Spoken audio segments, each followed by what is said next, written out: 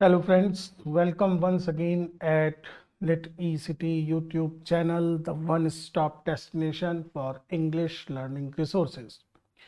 Friends, in today's session, we will discuss about one of the most important concept of classical Indian theory, that is Anandavardhana's Dhvani theory, Dhvani Siddhant.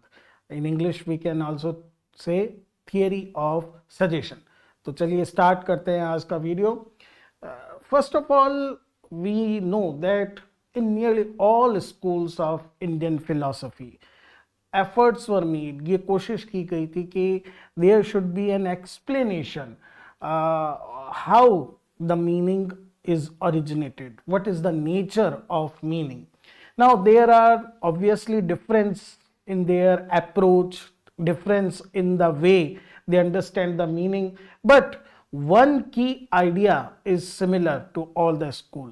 सभी basically ये मान के चलते हैं कि a word can convey two types of meaning. एक word से दो टाइप के मीनिंग निकल सकते हैं. One is conventional meaning, which is sometimes we say literal meaning, and secondarily an implied meaning, or we can say figurative meaning. Now in our daily communication, for our business and commercial communication, for matter of fact communication, we use the conventional meaning of a word. लेकिन the true pleasure of poetry, poetry का हमें अगर pleasure लेना हो तो it is only possible when the reader realizes that something is not just what it appears on the surface. जो जैसा समझ में आ रहा है, जो उसका literal और conventional meaning है, it is not just that. There is a secondary sense, there is an implied meaning, there is a figurative meaning, और वहीं पर जाकर जो word है वो simple plain word से एक literary word बन जाता है. Now basically a word and its meaning, according to the traditional poetics or grammar also, two types of relationship. One is known as abhidha or vachyarth. Now abhidha is simple literary meaning, conventional meaning, and it is conveyed by the dictionary entry of the meaning, जो meaning सबसे common है, and it is in Sanskrit known as vachyarth. Opposite to this, or in contrast to this, there is lakshana or the figurative meaning, in which one element is suppressed to highlight some lakshan, to highlight some indication, and that is why such word becomes lakshanarth. So these two types of meanings have been generally discussed by the grammarians, even by the literary theorists, who think that lakshana is the word power which is used in literature. But Anandavardhana, he argued that the suggested meaning, which is dhvani, cannot be categorized under any of these two categories, that is abhida or lakshana. एक जो ध्वनि का meaning है जिसके लिए उन्होंने Vyangyarth use करा है शब्द, it cannot be put under either abhida shabd shakti or lakshana shabd shakti. So he proposed that there is a third category, a third function of word, and which only can explain the unique nature of meaning in the poetic language. मतलब जो language के अंदर या poetry पढ़ने से जो रस मिलता है, जो एस्थेटिक प्लेजर मिलता है, it is derived neither from abhida nor from lakshana. It is something altogether different. ये बिल्कुल अलग होता है, and that is what he calls the third dhvani meaning. And for this he introduced the concept of dhvani or suggested meaning, which he considered as the soul of poetry. And this his theory, dhvani siddhant, it basically brought a sea change into the study of Sanskrit literature. It greatly influenced the coming generations of the writers and thinkers, and even today it is of great value. तो इससे पहले कि we discuss about the Dhvani theory, let's have a brief introductory note on the writer Anandavardhana. Now, Anandavardhana was a renowned scholar. He was also a poet who lived during the second half of the 9th century, and he belonged to Kashmir. And this particular period, 8th to 10th century, is known as the Kashmir Renaissance. The reason is that it is a period of great intellectual and cultural activity, and Anandavardhana worked under the rule of Avanti Varman, who was a very popular, a great king of Utpal dynasty. Now, because of his celebrity nature, because of his contribution to the court, he was given the title of Rajanak.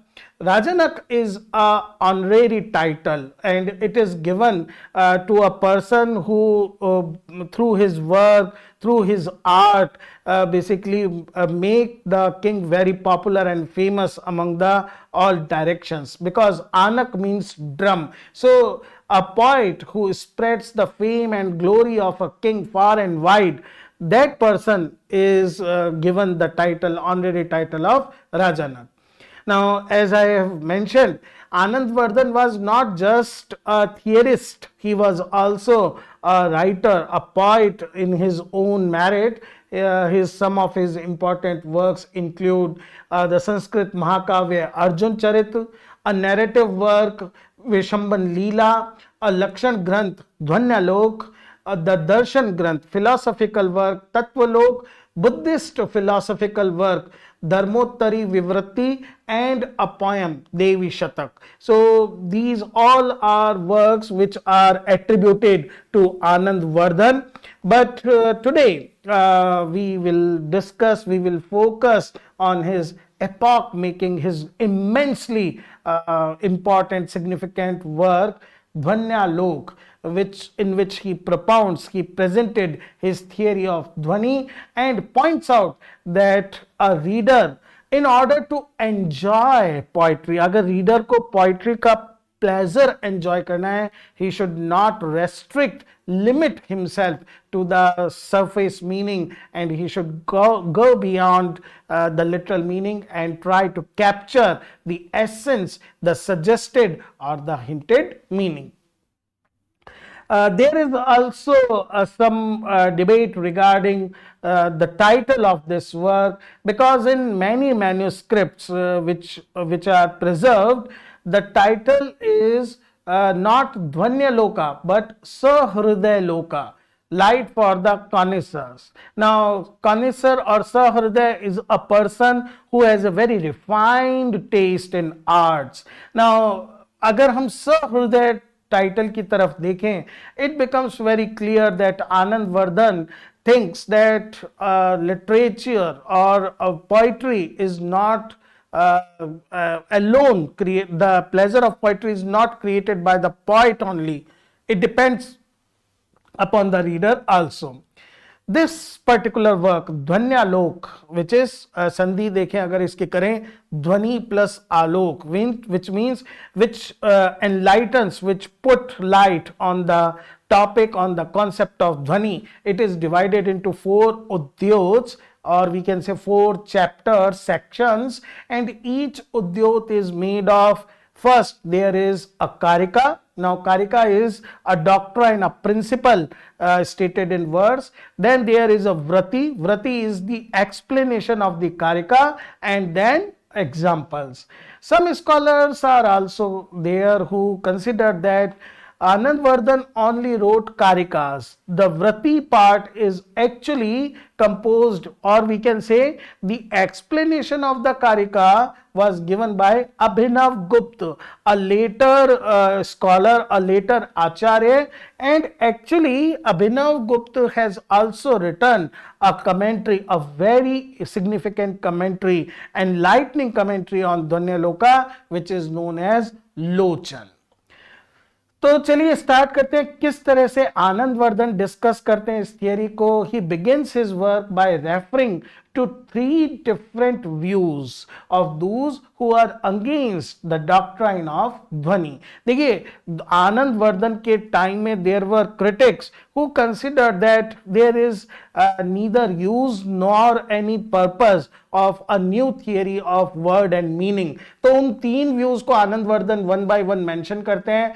पहला जो group है वो है अभाववादिन. वाद means those who put an argument.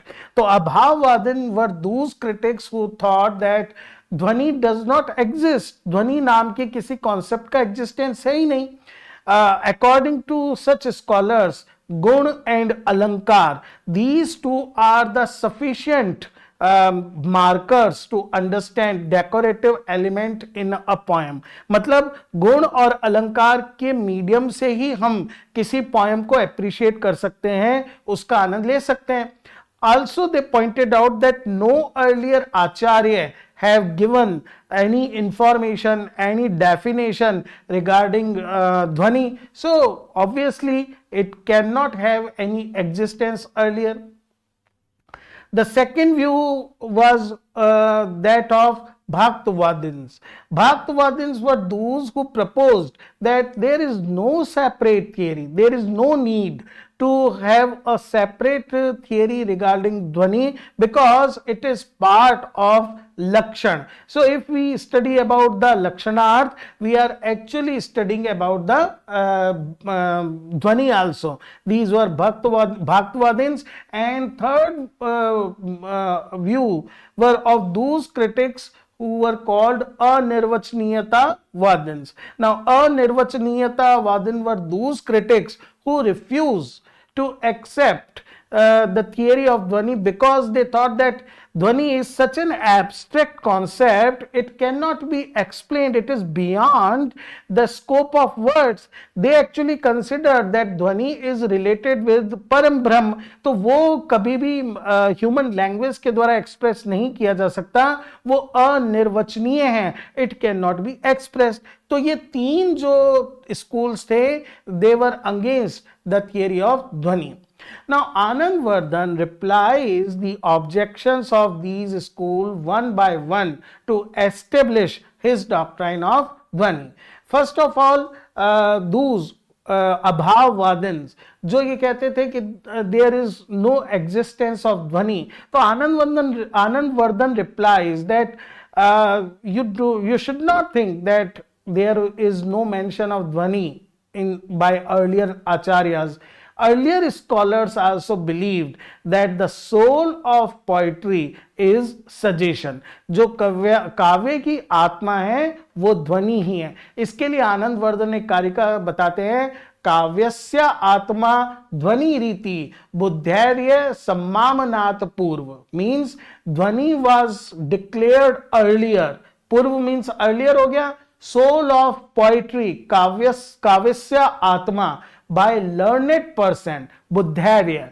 those learned person वो पहले ही कह चुके हैं कि अगर पोइट्री है तो वो किस वजह से है, not because गुण and अलंकार but because of the suggested meaning or ध्वनि.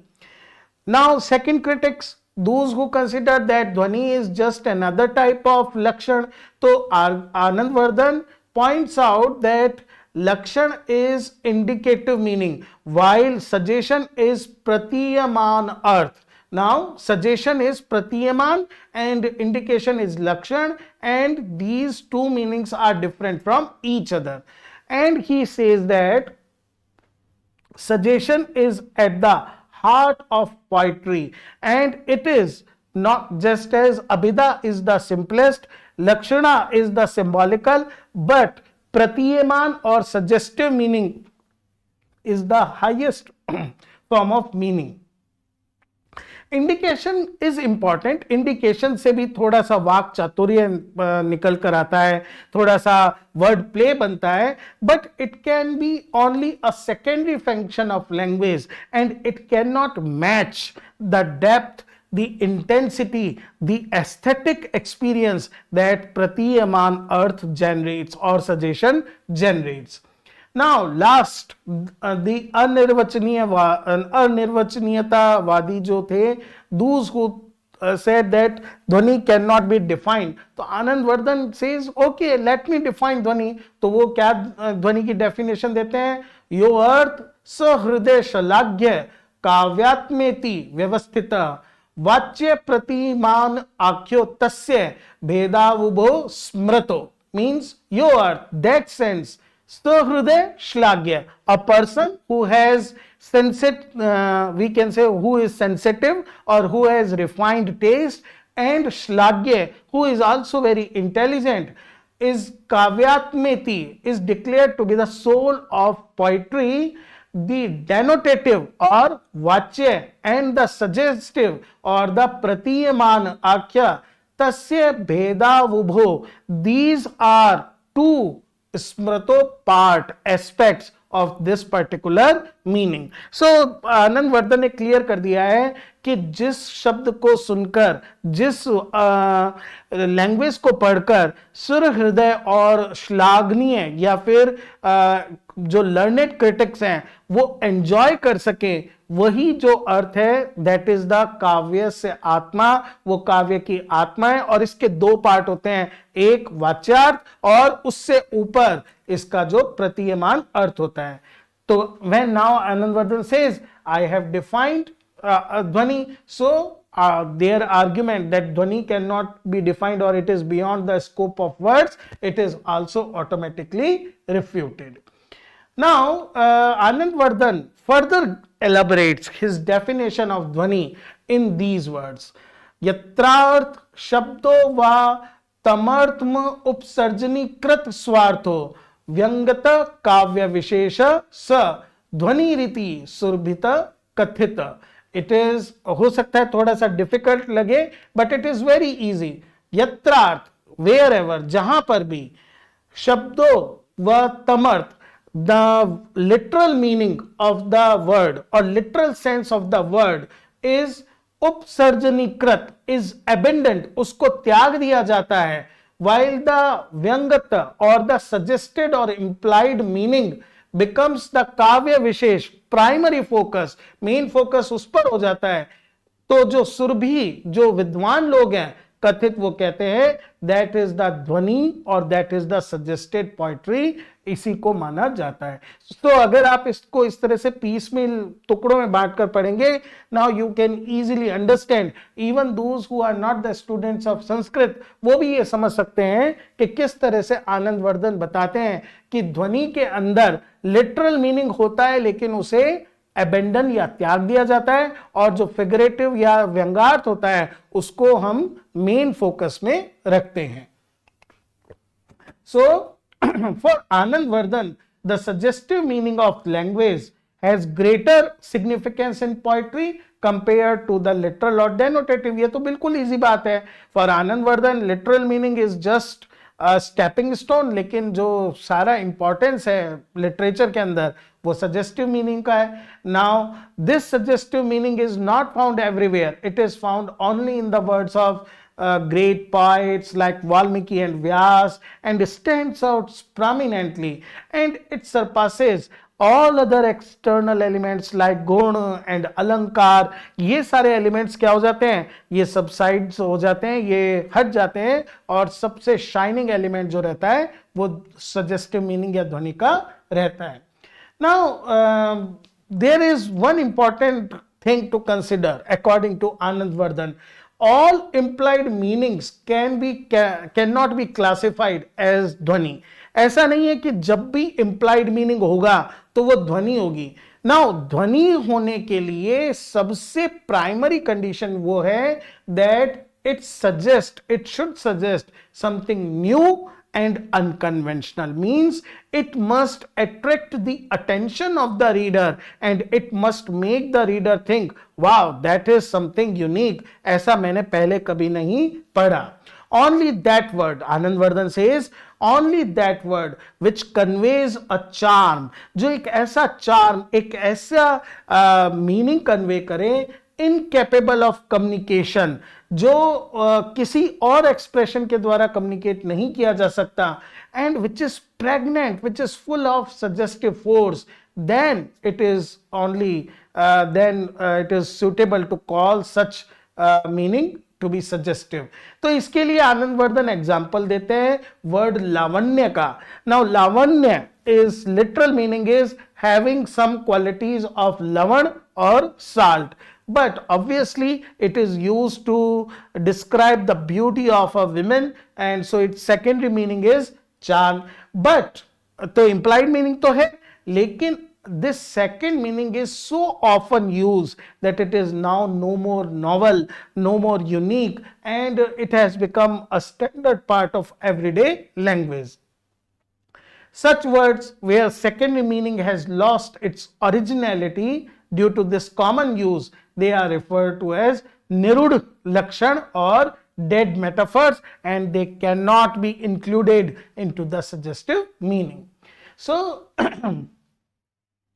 Anandavardhana is very clear about one thing, that to understand the literal meaning, अगर उसका denotative या वाच्यार्थ समझना है, it is sufficient to have the grammatical knowledge. And if you want to understand the pratiyama on earth, the suggestive meaning, then just grammatical knowledge is not enough. You should be a connoisseur. Excuse me.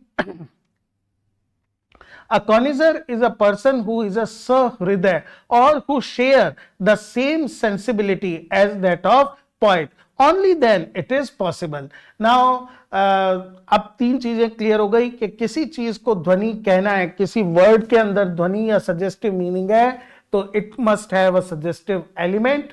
The suggestive element must be dominant and it should stand out prominently, and then it should be conveyed to a person who is a सहृदय. जब ये सारी condition fulfil होगी तभी हम कहेंगे कि poetry के अंदर सजेस्टिव मीनिंग जनरेट हुआ है.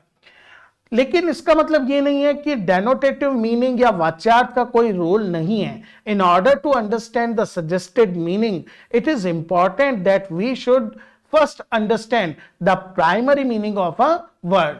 So Anandavardhana clarifies this point with the help of an example. क्या example देते हैं? That a person, a lover, is very eager. He cannot wait to look at the beautiful face of his beloved in dark. अंधेरे के अंदर उसको अपनी beloved प्रेमिका का face देखना है. Now to have a look at her face, he must have some light. तो इसके लिए he lights a candle, वो candle जलाता है. This does not mean that candle becomes primary or superior in comparison to the face of the beloved for which it was lit. Similarly, to understand, to go to the suggestive meaning, we must first have the literal meaning. We must first have the understanding of the literal meaning or the वाच्यार्थ. But it does not mean कि वाच्यार्थ ही हमारा primary focus है. It is just a stepping stone. इसके medium से हम figurative meaning या व्यंग्यार्थ तक जाते हैं. Thus, the literal meaning Vachyarth is understood first and it is followed by the suggested meaning. A Sahriday, when he is going through this process, he is so much possessed by the desire to have the suggested meaning. वो पूरी तरह से डूबा हुआ होता है उस aesthetic pleasure के अंदर, that he does not notice this sequence, this order. वो एक दिमाग के अंदर इस तरह से काम नहीं होता है कि now I have understand the literal meaning, now I should understand the suggested meaning. No, it is seamless transition from the literal to the suggested meaning. Now, coming to classification of Kavya, Anandavardhana classifies into three categories. First is Chitra Kavya, which he calls the Adham Kavya. Then there is Guni Bhut Vyangya, that is Madhyam type of Kavya. And last is Dhvani Kavya or Uttam Kavya. He will take them one by one. Chitra Kavya is Adham or the lowest form of poetry because it all depends upon either the Abhida, literal Vachyarth, or some external embellishment, and there is no suggested meaning. It is just like a chitra. Just like you see a chitra and understand it, similarly the poet presents everything directly in a denotative manner. Then second type of kavya is the Gunibhut Vyangya Kavya. Vyangya is the Vyangarth, not the satire. In this particular kavya, suggested meaning Vyangarth is present, but it is not as prominent as the literal meaning or Vachyarth.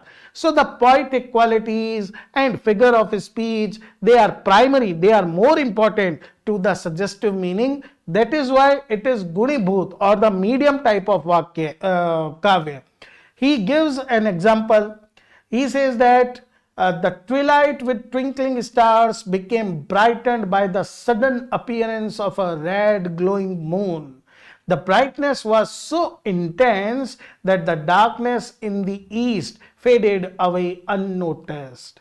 Now, suggested meaning is that the heroine's face with her bright eyes was kissed by the hero, and because of this act there was a redness born out of shyness, and his love was so intense that the black garment she was wearing slipped away unnoticed. This is the suggestive meaning. This is the Dhvani Kavya. But when we are reading in this context, the explicit meaning of the setting of the night and the moon and the atmosphere, that remains the primary focus.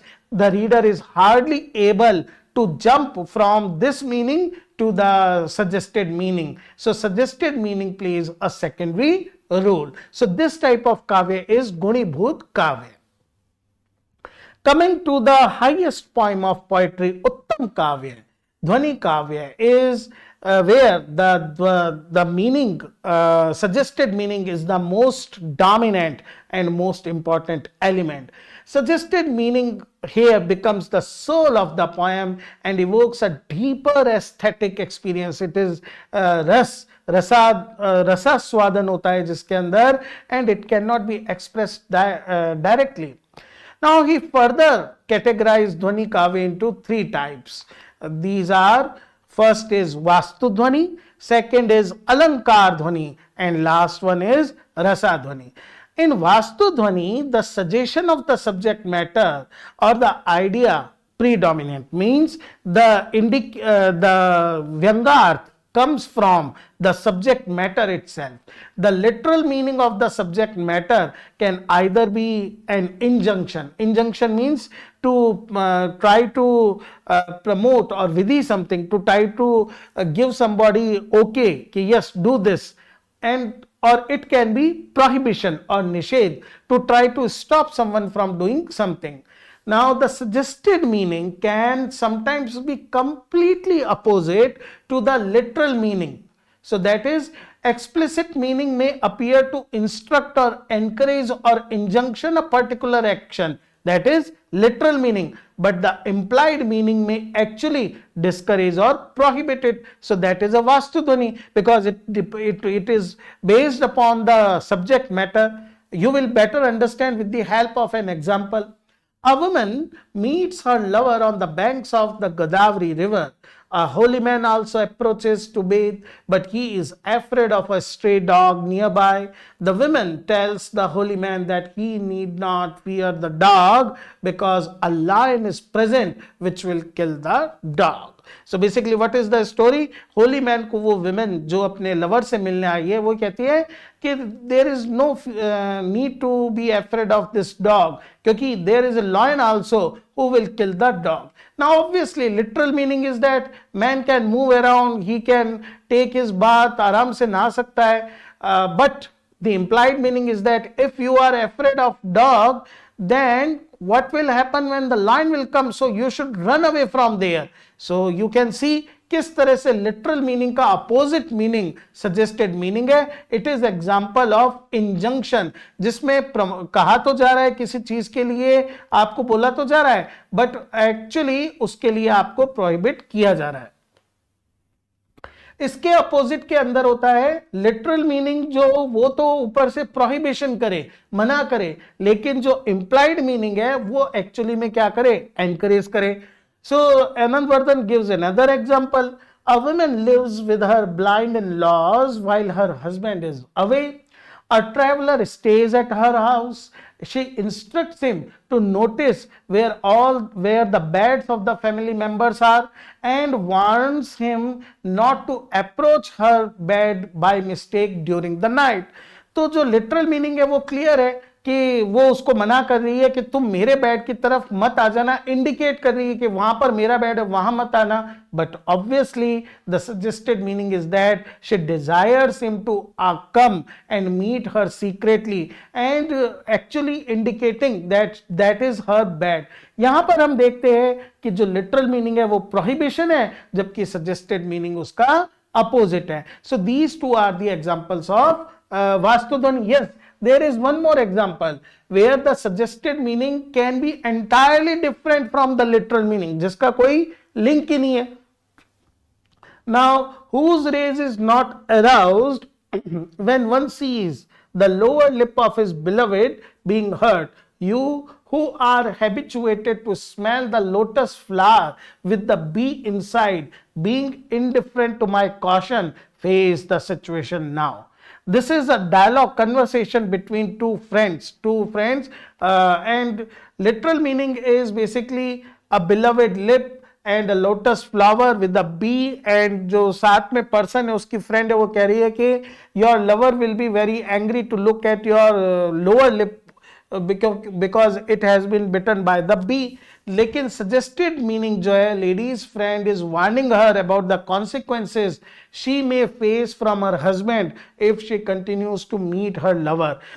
तो यहां पर जो lotus flower के अंदर छुपी हुई B है, it is like the lover of this women, और वो उसको वार्न कर रही है बार बार कि तुम्हारे जो लिप्स, जो ये बी जिनको बार बार स्टिंग कर रही है, it will be reason that you may be caught and your husband will be very angry with you. So here there is no connection between the literal and the suggested meaning, but yes, suggested meaning also once again plays an important role. Second type of dhvani is Alankara Dhvani. The suggested sense is in the form of Alankara. So suggested sense arises from different types of figures of speech like metaphors, similes, and asserts that Alankara Dhvani happens when sentiment in a poem assumes a secondary role and primary focus shifts on the intended meaning or purport of the sentence. देखिए, जब थोड़ा सा अंतर कैसे, जिस ढंग से अलंकार का यूज किया गया है, तो our focus changes towards the intended meaning of the sentence. So he provides another example. Thou shalt not certainly part again from me, having returned after so long. Thus in dreams do the wives of your enemies speak, but soon they awake to find empty their embraces and to lament loud. Now the poet here wants to say that king has killed all his enemies. देखिए, कहीं पर भी reference नहीं है king, enemies, killing का. तो सीधा जो सेंटिमेंट है वहां से हटकर हम इंटेंडेड परपर्टेड मीनिंग की तरफ आते हैं. Instead of saying this plainly, the poet tells that all his enemies' wives speak to their husband in their dreams and lament why they had come back only in dreams. On awaking, they find that it was just a dream. Their arms are empty. They weep out sorrowfully because they realize that they were only dreaming. So it is an example of Alankara Dhvani. Then he distinguishes between two types of meaning. One is Vachyarth, the literal meaning, and suggested sense, Pratiyaman Arth. ये तो हमने देख ही लिया है. Pratiyaman Arth can be categorized into two types: Laukic, ordinary, or Kavya, Vyapara, Gochara, or poetic. Now this ordinary meaning can be conveyed through the subject matter or Vastu Dhvani, or through the figure of speech or Alankara Dhvani.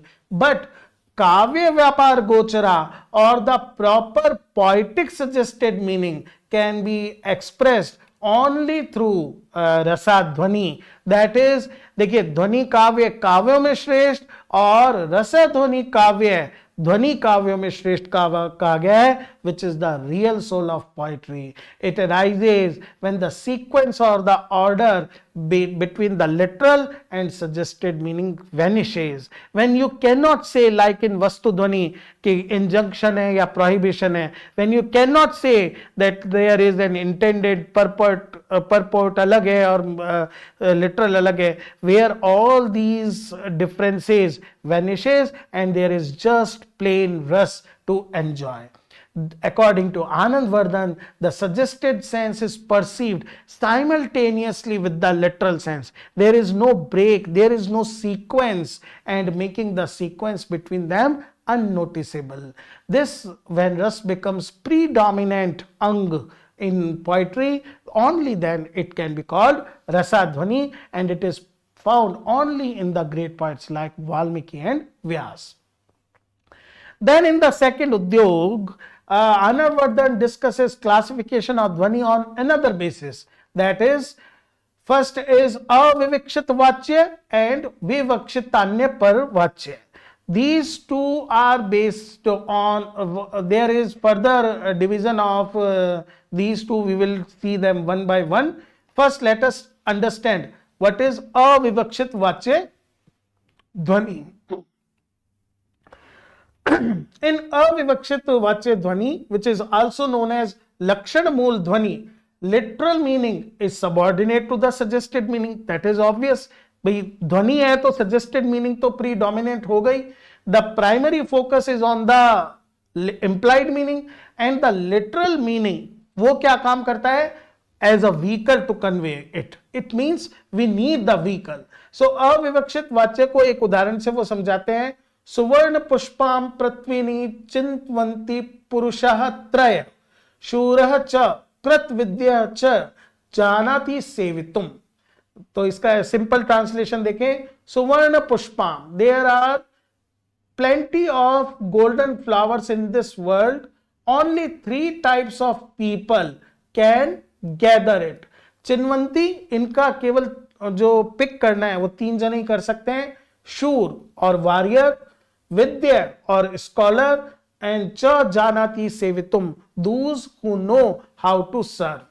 अब अगर अपन देखें, neither earth is not tree nor there are any golden flower, तो literal meaning का तो कोई sense यहां पर निकलता ही नहीं है. सुवर्ण पुष्प तो हो ही नहीं सकते. Then what is the purpose of this sentence? It is to highlight that success is get by 3 types of individual: the warrior, the knowledgeable, and those who serve. Instead of directly praising them, the writer uses a secondary sense to imply the vyanjanarth of these 3 types of people. This Avivakshita-Vachya Dhvani is again divided into 2 subtypes. Atyant Tiraskrit-Vachya Dhvani, in which the literal meaning is totally ignored or rejected. Focus is entirely on the suggested meaning, and literal meaning is used only to lead the reader to the implied meaning. To substantiate his point, Anandavardhana takes an example from Ramayana. When Ram, Lakshman and Sita are in Panchvati during the winter season, Rama's state of mind is expressed. The sun has stolen our affection for the moon, whose circle now is dull with frost, and like a mirror blinded by breath shines no more. What is the literal meaning?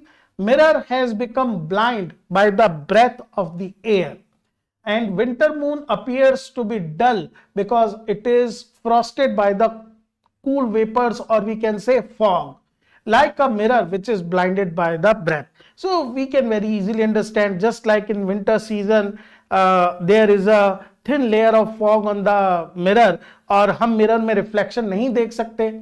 लेकिन mirror blind नहीं होता है, reflection blind होता है, और थोड़ी देर बाद क्या होता है, अपन हाथ से उसको क्लियर करके रिफ्लेक्शन देख सकते हैं. तो लिटरल मीनिंग के mirror is blinded bye breath is senseless. उसका कोई सेंस नहीं है. केवल सेंस यही निकलता है कि चंद्रमा की जो शाइन है is not seen because sun is risen, but still there is a thick layer of fog. The second type of Vivakshita-Vachya Dhvani is Arthantar-Samkramita-Vachya. when literal meaning is not completely negated, but it is used to redirect the reader to convey an implied meaning. So literal meaning is also relevant, but it serves only as a stepping stone.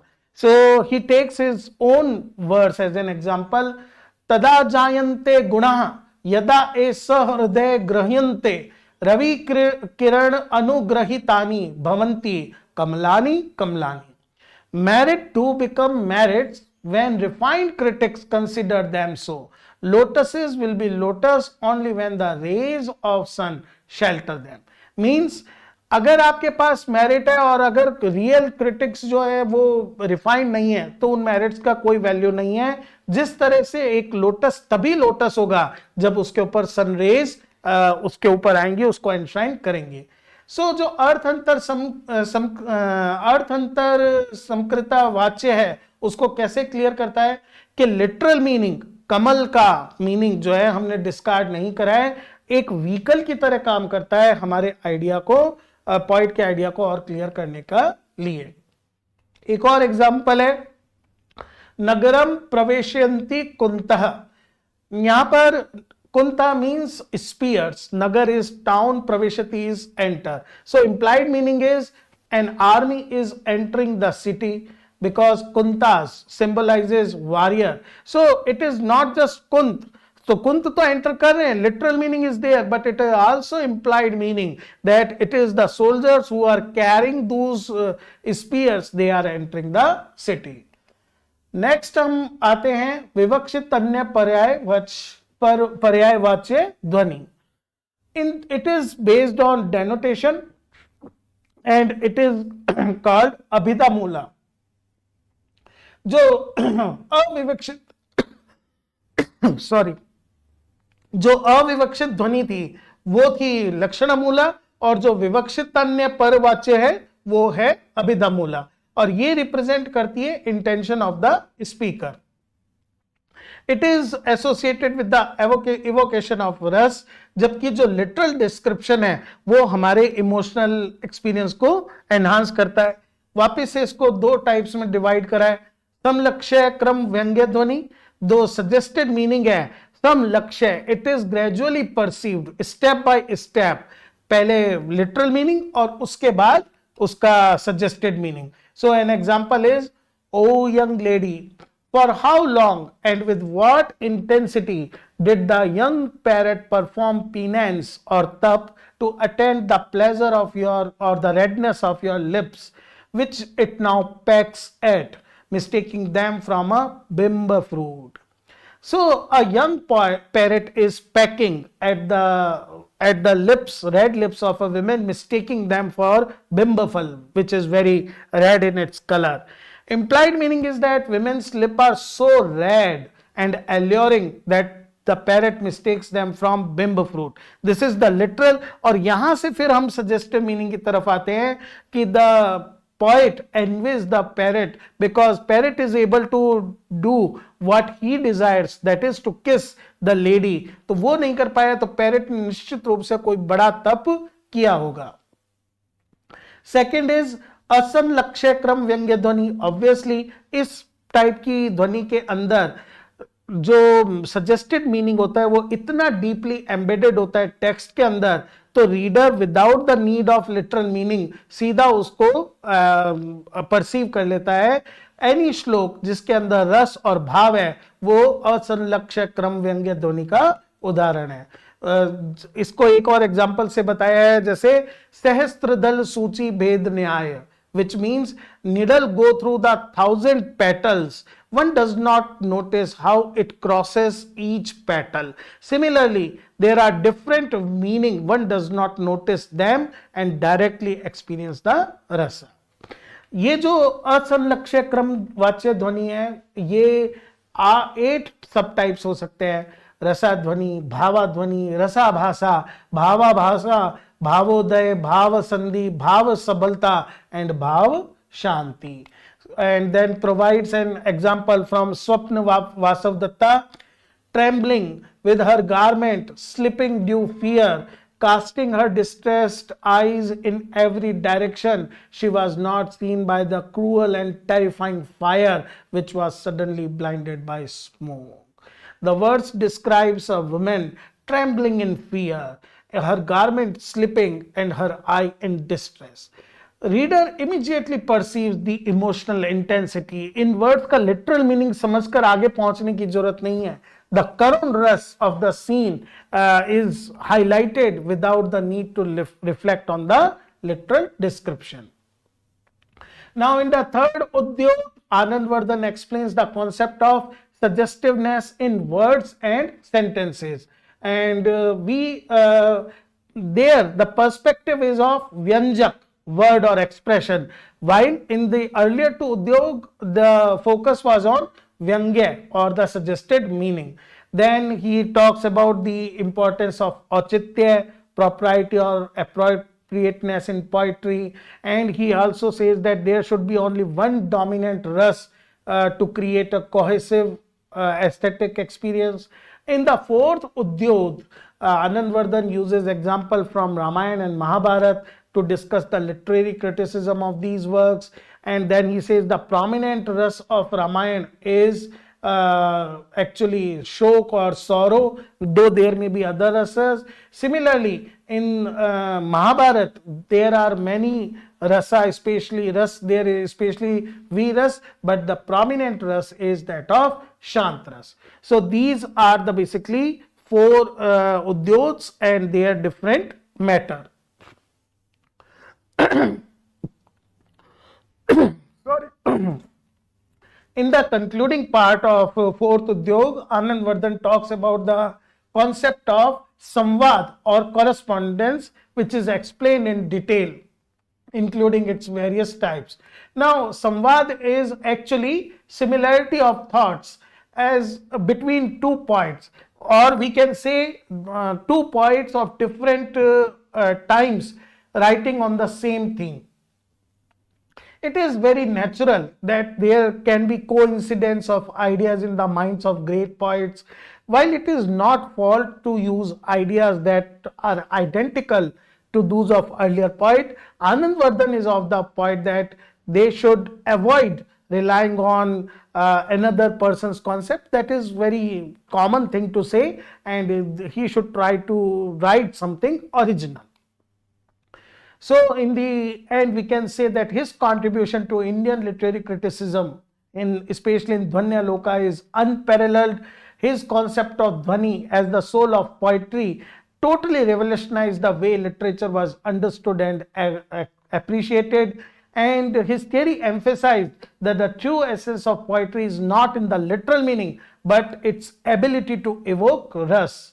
There are many scholars who have appreciated his effort, like K. Krishnamurti. He says that Dhvanyaloka is the cornerstone or the most important work of Indian aesthetics. It bridges the gap between form and emotion, and how to elevating poetry to sublime experience.